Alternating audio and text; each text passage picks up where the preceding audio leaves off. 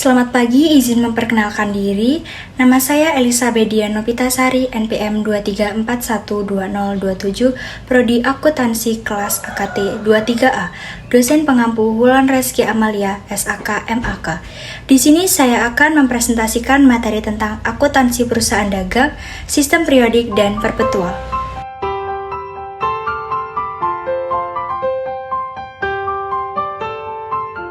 Dalam dunia bisnis, persediaan barang dagang merupakan hal yang krusial, sehingga perusahaan perlu tahu apa saja metode pencatatan persediaan barang. Sebagaimana namanya, elemen yang termasuk dalam pencatatan persediaan barang adalah produk-produk yang akan dijual oleh perusahaan, bukan semua aset perusahaan. Pencatatan akuntansi persediaan barang. Setiap aktivitas keluar masuk barang harus dicatat pada aplikasi stok barang yang dimiliki perusahaan, karena dengan transaksi tersebut bisa tahu faktor apa yang memengaruhi transaksi tersebut. Berikut ini adalah sejumlah transaksi yang mempengaruhi dalam persediaan barang. Yang pertama, pengadaan atau pembelian.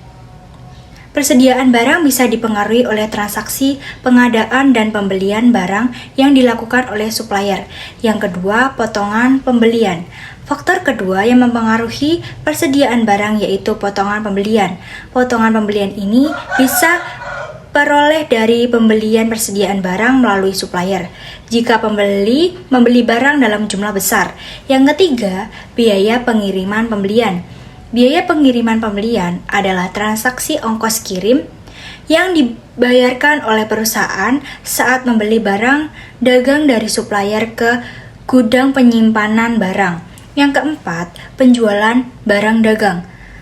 Penjualan barang dagang merupakan transaksi penjualan barang ke pelanggan, baik itu penjualan barang kas maupun kredit.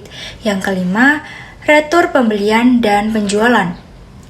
Transaksi lainnya yang juga mempengaruhi persediaan barang dagang adalah retur pembelian dan penjualan. Retur biasanya terjadi karena terdapat kerusakan ketika pengirim barang. Selain itu, retur juga bisa terjadi ketika barang yang diminta tidak sesuai. Yang keenam, pajak. Transaksi pajak juga mempengaruhi jumlah persediaan barang dagang. Hal ini berlaku untuk perusahaan yang dikenai pajak. Metode penilaian persediaan.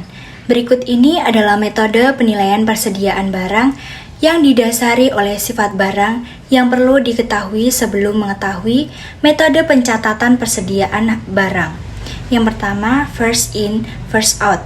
FIFO. Metode FIFO adalah metode penilaian barang di mana persediaan barang yang pertama kali masuk yaitu barang yang keluar terlebih dahulu pertama kali. Metode FIFO biasanya digunakan terhadap barang yang memiliki fluktuasi tinggi seperti contoh bahan-bahan pokok.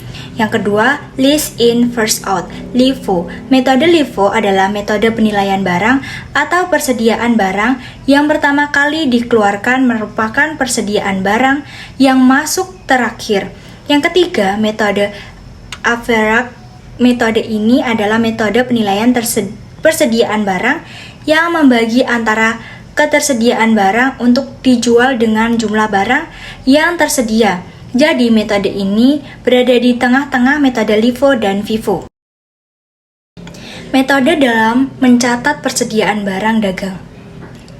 Meskipun bukan berupa aset operasional, perusahaan dagang wajib mencatatkan persediaan barang dagangnya ke dalam laporan keuangan.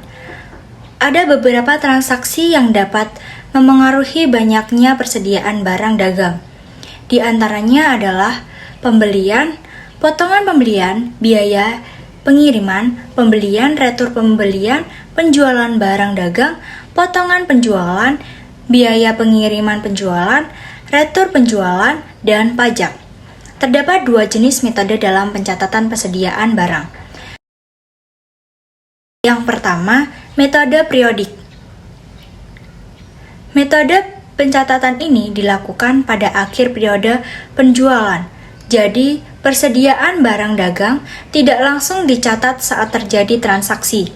Metode periodik juga disebut sebagai metode fisik karena pencatatannya dilakukan dengan cara mengecek langsung persediaan barang.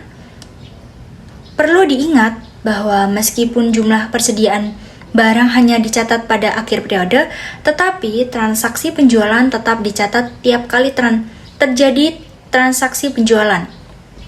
Metode periodik atau fisik ini lebih cocok diaplikasikan pada perusahaan yang memiliki volume barang yang tinggi serta frekuensi penjualan yang tinggi pula. Misalnya, perusahaan penjualan produk makanan. Yang kedua, metode permanen. Berbeda dengan metode periodik yang hanya melakukan pencatatan persediaan pada akhir periode, metode permanen justru mencatat transaksi penjualan pada saat transaksi tersebut terjadi.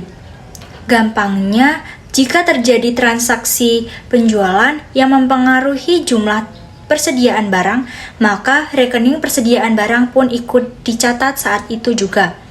Metode pencatatan ini biasanya digunakan pada penjualan barang mewah dan memiliki nilai jual yang tinggi, misalnya mobil.